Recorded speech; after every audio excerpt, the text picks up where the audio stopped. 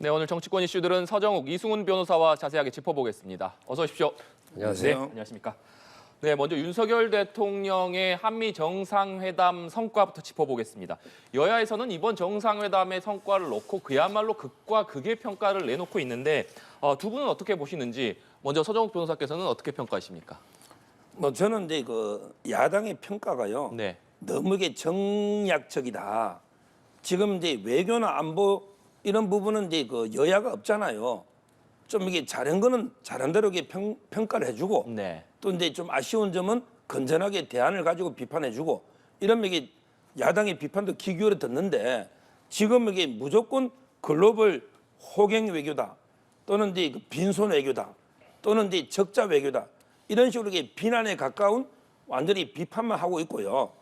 저는 이번에 그 가장 기억이 나는 게 그 자유의 나침반이거든요. 네. 결국 이제 우리나라도 미국과 더불어서 세계 시민의 자유를 확장하는 지금은 이제 그 전체주의 세력이 있잖아요. 힘으로 현상을 변경하려는 그게 러시아의 푸틴, 중국의 시진핑, 북한의 김정은 아닙니까? 여기에 맞서서 자유 확대 정말 이거는 의미 있는 저는 외교 우리 그 원칙을 천명한 거죠. 그래서 미국의 상하 합동 의원들이 기립박수를 쳤습니다. 네.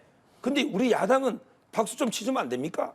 미국의 상하 의원들도 박수를 치는데 왜 우리 야당은 박수하면 안 치고 이렇게 박하게 비난만 해야 되고 그것도 이게 꽃을 건네주는 화동 있잖아요.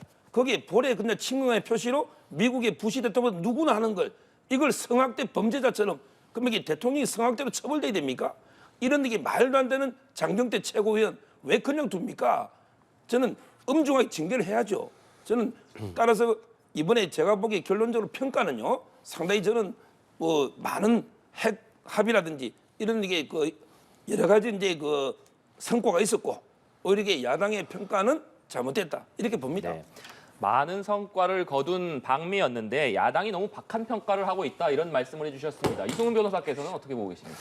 우리 국민들께서 윤석열 대통령이 미국에 국빈 방문하면서 어떤 선물 보따리를 가져올까 이걸 가장 크게 관심 있게 지켜보지 않았습니까?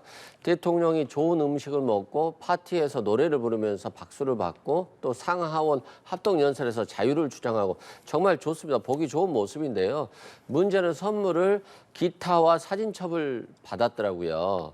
문제는 우리 국민이 원하는 것은 인플레이션 감축법. 예를 들어서 우리 현대자동차나 기아자동차 등이 북미에서 생산되지 않은 자동차에도 보조금을 받을 수 있고 또 반도체법에 따라서 지원을 받으면서도 우리 반도체의 기밀을 제공하지 않는 등 이것에 대한 유리한 조건으로 변경을 원했었는데 이건 그냥 협의하겠다, 노력하겠다 정도 수준이에요.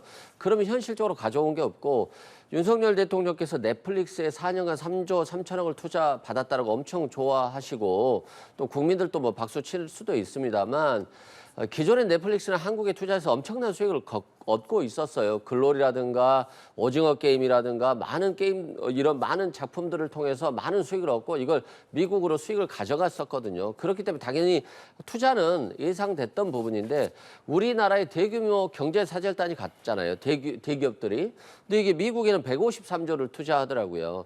그러면 우리나라의 기업들은 미국에 투자해서 미국의 노동자들에게 일거리를 주는데 한국은 넷플릭스를 통해서 이렇게 3조 정도, 3조 3천억 정도의 투자를 받고 또 뭐 더 한다 할지라도 상당한 차이가 있는데 그러면 미국 기업들이 한국에 투자는 없구나 이런 아쉬움이 있고요.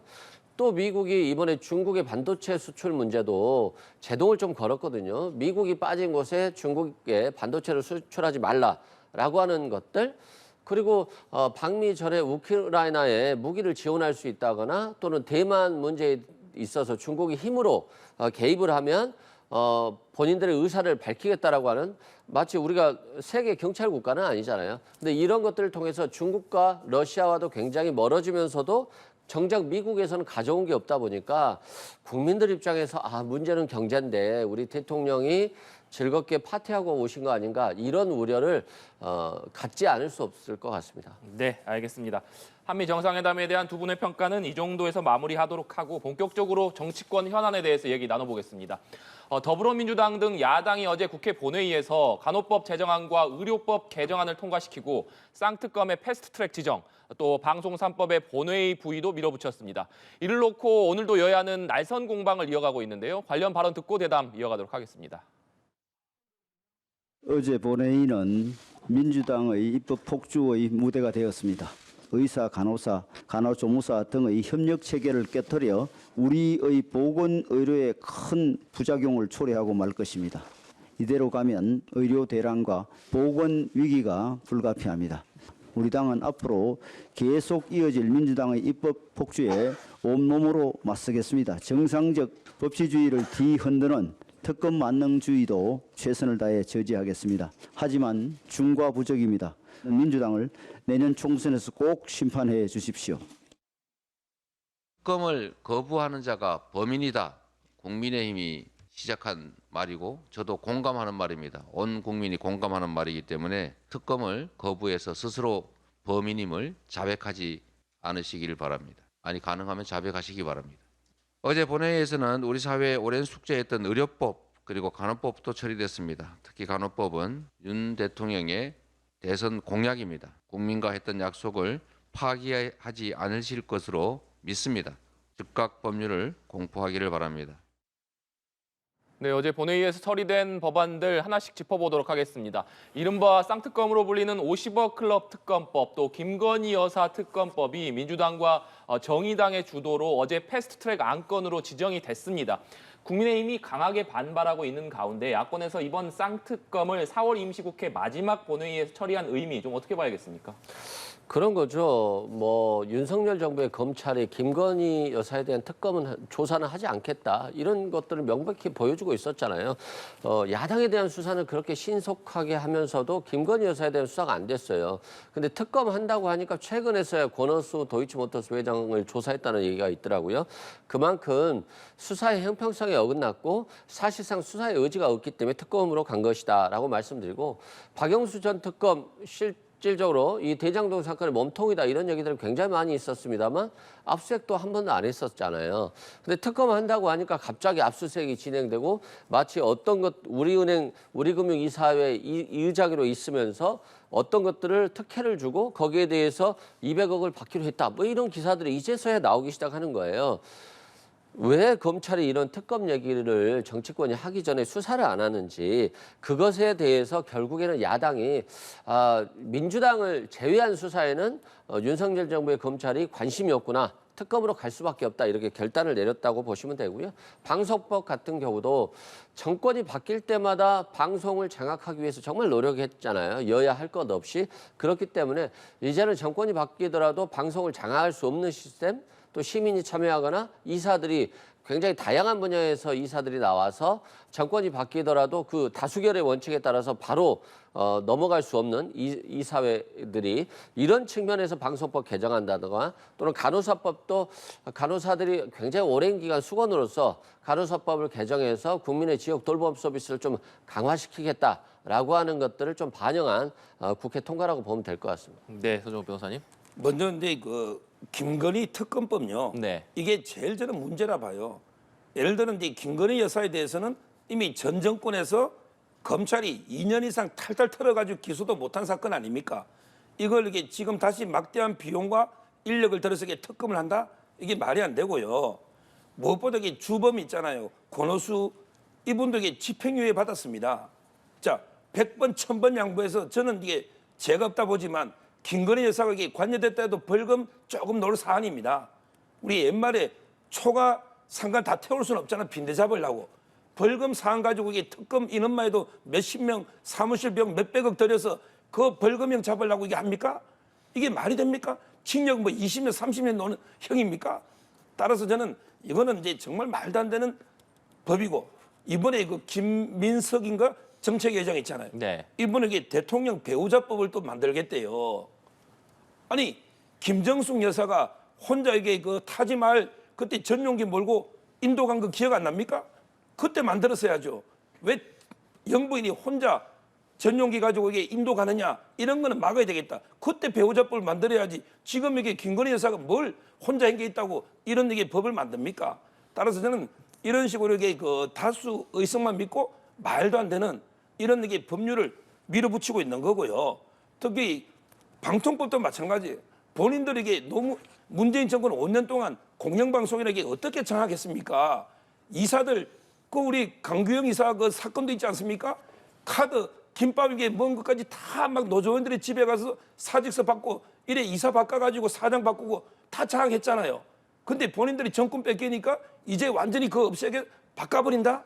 이런 식으로 이렇게 본인들이 한 잘못은 반성하지 않고 정권이 뺏기니까 무리하게 입법을 폭주하는 이거는 이게 반드시 저는 국민의 심판을 받을 것이다 이래 봅니다. 네. 여기서 한 말씀만 드리면 저는 여당이 이제는 여당이 됐잖아요. 야당에서. 그렇다고 한다면 좀 입법 과정에 있어서 적극적으로 토론에 임해주셨으면 좋겠어요. 그냥 반대만 하면서 마치 민주당이 통과시키길 바라고 이거 갖다가 입법 독주니까 총선에서 심판해 주세요. 라고 주장을 하는 거예요. 이런 자세는 안 되고요. 의사법이 됐든 간호사법이 됐든 끝까지 남아서 토론하시고 퇴장 안 하셔야 돼요. 뭐 토론하다가 갑자기 나가서 퇴장하셔가지고 이거 반대한다, 입법 독주다, 그러니까 심판해달라? 아니 다수 의석은 국민이 준 거예요. 그러면 다수 의석이 토론 과정을 거쳐서 어떤 의사결정을 했을 때 소수는 따라줄 수밖에 없는 거잖아요. 근데 마치 다수 의석이 하는 걸 모두 다 입법 독주라고 하면서 비난하고 표결에 참가하지 않고 이런 자세는 여당으로서의 할 자세는 아니다 이런 생각 들고요.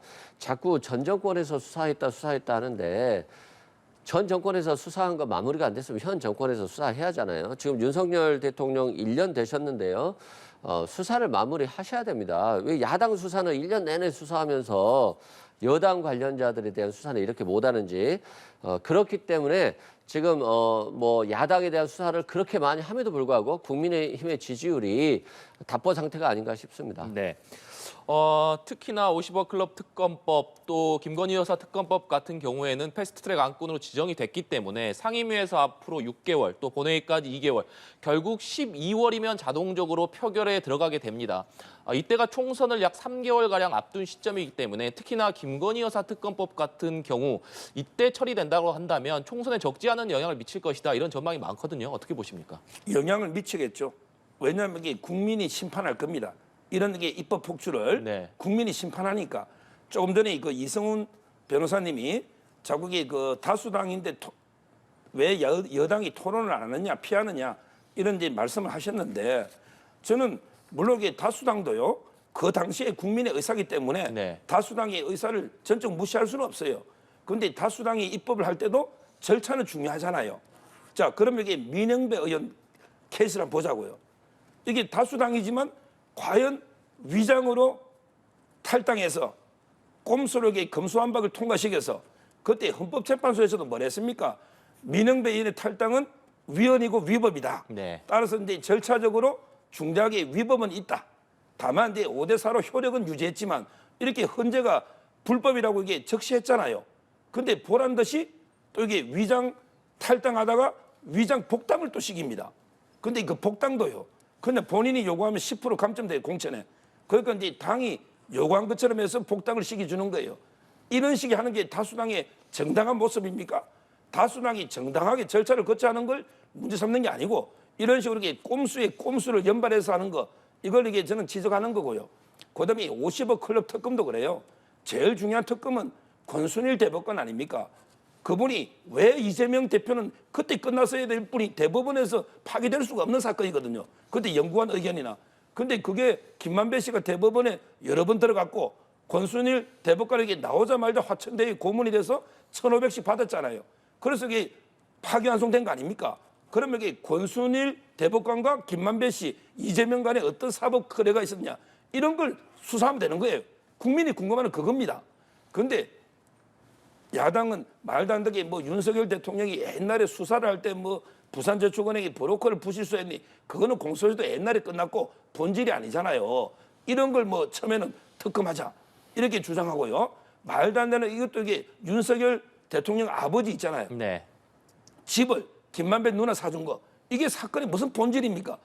이걸 특검하자 이런 식으로 이게 물타기를 하는 거예요.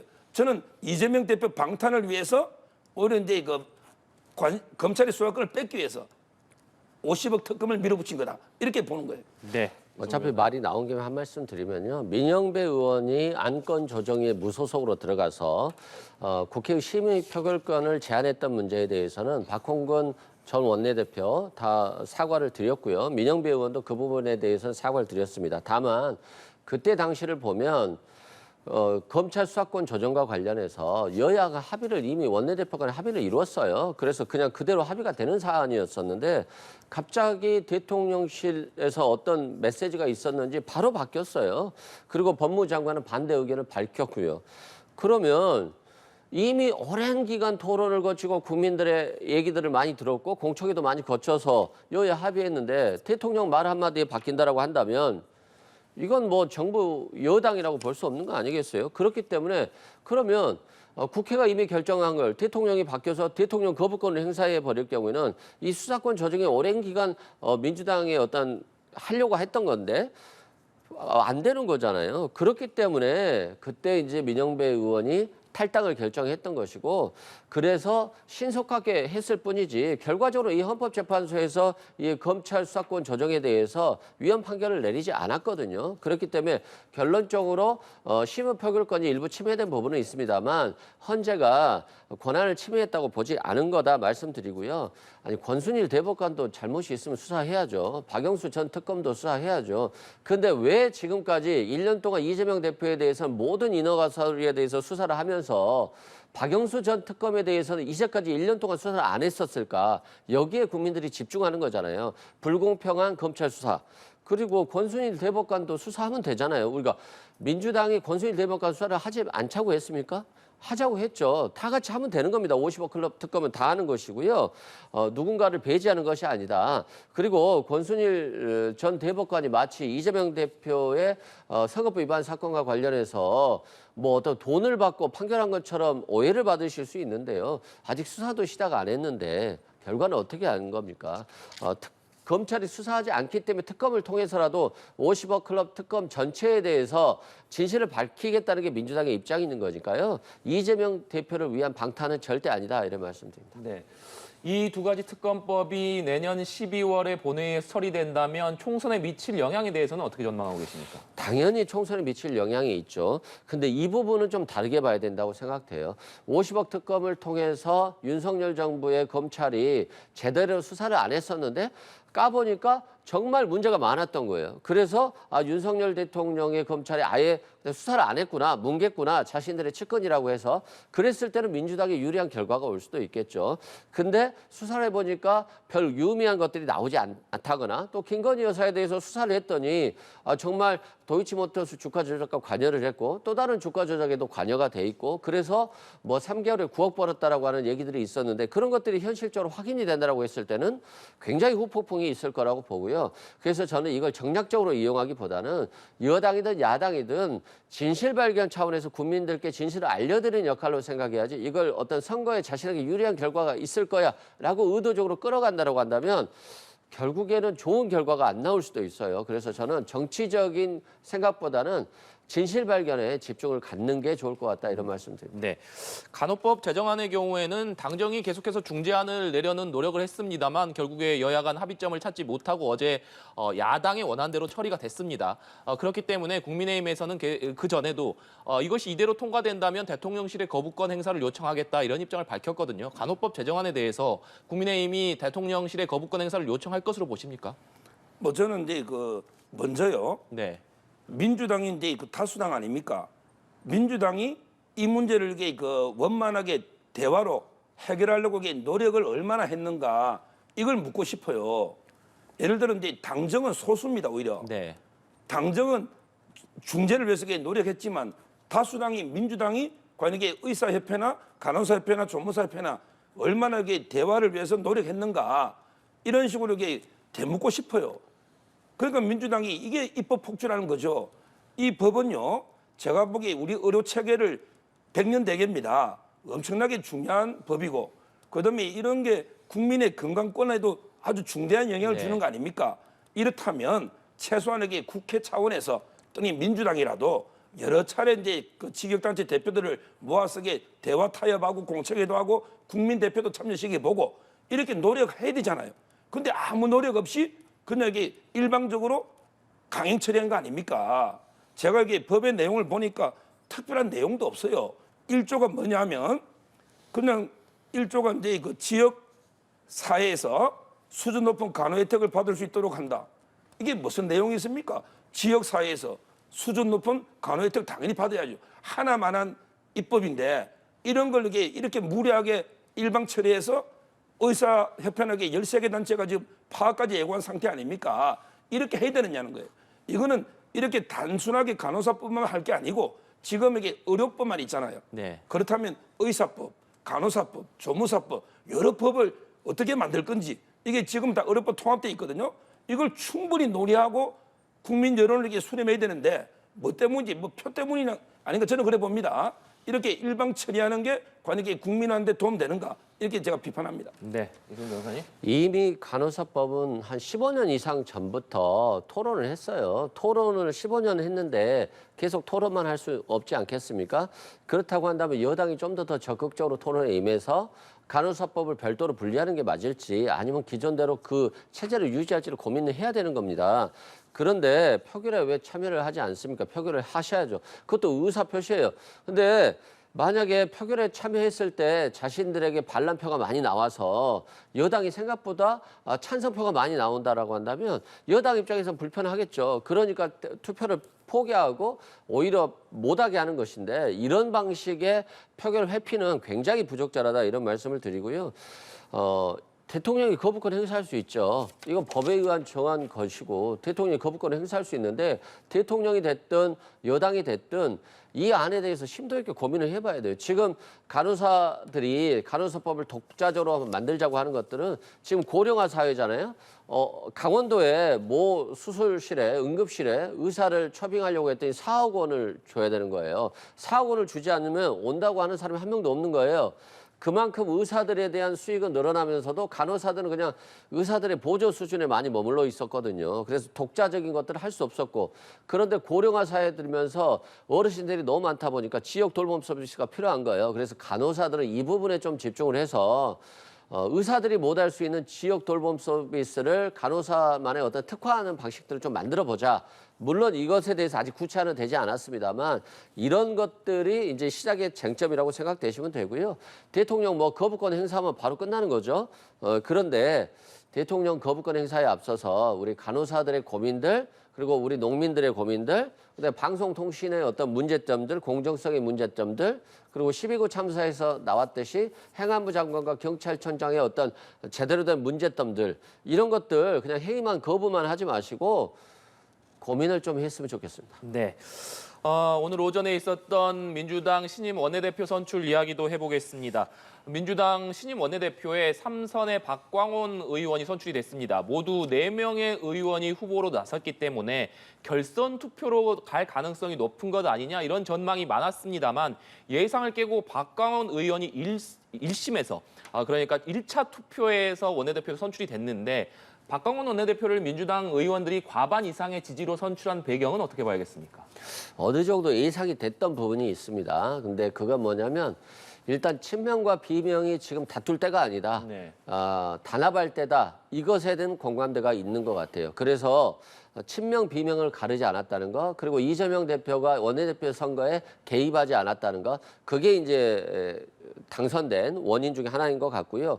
또 박광온 원내대표 같은 경우는 친이낙연계고요. 사무총장을 역임했어요. 그럼에도 불구하고 항상 온건파로서 합리성을 보여왔었거든요. 계파색도 열벗고 그래서 이번에는 통합을 좀 중심으로 둔 거 아닌가 생각되고 결선 투표까지 가지 않고 한 번에 당선이 됐거든요. 네. 그것들은 이러한 공감대가 민주당 내부에서 잘 됐다라고 보시면 될 것 같고 또 윤석열 정부 검찰에 맞서서 어떻게 대응할 것인가 친명 비명으로 나눠서 싸울 것인가 그런 시기는 아니다라고 본 것으로 보여지고요.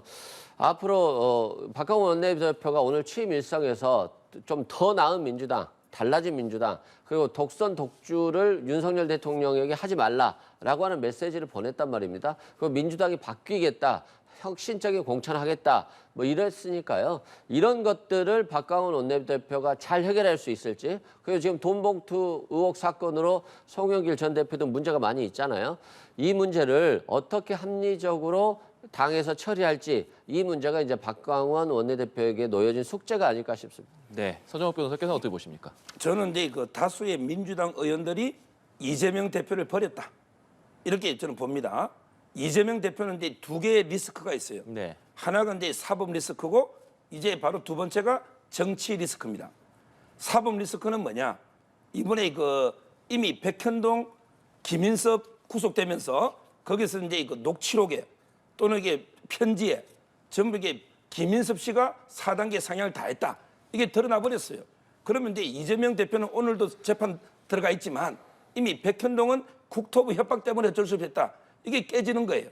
그러면 이게 선거법으로 100만 원 넘으면 이미 이재명 대표는 다 날아가고 그다음에 백현동도 아마 배임으로 이재명 대표 저는 이게 곧 소환할 걸로 이렇게 봅니다. 그다음에 쌍방울도 이미 안부수시라든지 이화영에 그 관계되는 여성분이 다 불었어요. 따라서 이제 그 쌍방울, 그다음에 백현동, 그다음에 그 위정교사 김모 씨 있잖아요. 그것도 이게 녹취록이 놓죠. 이거. 그다음에 정자동도 성남지청에서 하고 있어요. 이런 식으로 이게 사법 리스크 4개 뭉쳐서 다시 한번 이게 구속영장이 올 겁니다. 국회. 이게 사법 리스크예요. 근데 두 번째 정치 리스크는 뭐냐? 그럼 이게 영장이 왔을 때 박강원 원내대표가 만약에 목숨 걸고 이재명 대표 지켜줄까요? 저번에도 이게 구속해야 된다. 이게 다수 견해였습니다. 다수. 근데 이번에 다시 한번 이게 영장이 오면 저는 이게 이번에는 당연히 이재명 구속해야 된다. 이게 훨씬 더 많을 걸 봐요. 그 의원들의 여론이 모인 게 박강원 원내대표입니다. 이분에게 이낙연계고 반 이재명입니다. 지금 이게 의원들의 정서가 전부 이게 이재명을 돌아서서 버렸다. 저는 이렇게 평가하는 거예요. 저는 전혀 그렇게 안 보는데요. 박강원 대표가 국회의원들을 만나면서 얘기들 많이 해요. 근데 반명이라고 하는 것들은 절대 아니라고 보여지고요. 비명이고요. 박강원 대표가 여러 국회의원들에게 통합과 화합, 온건 이런 것들을 강조했고 그것에 대한 표를 받은 거예요. 만약에 이재명 대표가 누군가의 편을 들었다라고 한다면 이미 원내대표 선거가 굉장히 난장판이 됐었을 수도 있어요. 그래서 전혀 이제 우리 지금 평론가님의 평론은 좀 민주당 내부 사정을 알고 있는 제가 봤을 때 서 변호사님의 생각은 전혀 사실과 다르다 이런 말씀을 드리고요. 쌍방울 전 대표나 안보수 씨가 뭐 불었다고 하는데 뭘 불었는지 모르겠는데 이재명 대표에 대해서는 부른 게 없고요. 불 것도 없어요. 그래서 검찰 아직 소환을 못하는 것으로 보여지고 있고요. 공직선거법 백현동 관련해서 이제 재판받고 있으니까 판결이 나올 겁니다.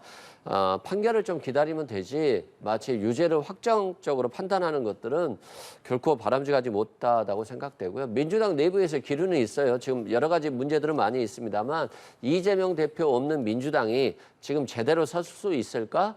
그리고 윤석열 정부의 검찰이 오직 민주당을 수사를 통해서 뭔가 꺾어보려고 하는 그런 자세가 있는데 지금 이재명 대표 없이 이것들을 잘 헤쳐나갈 수 있을까에 대해서 굉장히 의문점을 갖고 있는 게 민주당 의원들이에요. 그래서 합리적으로 뭐 의원들이 생각하셨겠지만 원내대표 선거도 그런 현상에 있어서 나온 결과다 이렇게 보시면 될 것 같습니다. 네. 박강원 원내대표 여러 가지 과제를 안고 있습니다만 우선적으로 해결해야 될 것이 역시나 재작년 민주당 전당대회 돈봉투 의혹과 관련한 쇄신책을 어떻게 만들어내느냐일 것 같습니다. 박강원 원내대표는 원내대표가 된다면 의원총회를 열어서 밤을 새워서라도 쇄신 방안들을 만들어내기 위해서 머리를 맞대겠다 이런 얘기를 했었는데 서정욱 변호사님, 박강원 원내대표가 얘기한 대로 의원들이 모여서 쇄신책을 만들어내는 것 어떻게 좀 전망하십니까? 아마 이제 그 저는 국민의힘도요. 네. 김연아 전 의원에 대해서 이제 그 자체 당무 조사 들어갔지 않습니까? 아마 이제 그 민주당도 그래 해야 된다 봐요. 이게 뭐 수사권이 없는데 우리가 뭘 조사하느냐? 이거는 이제 변명에 불과합니다. 이제까지 이게 토지 문제라든지 모든 문제에서 당이 조사한 적이 있잖아요.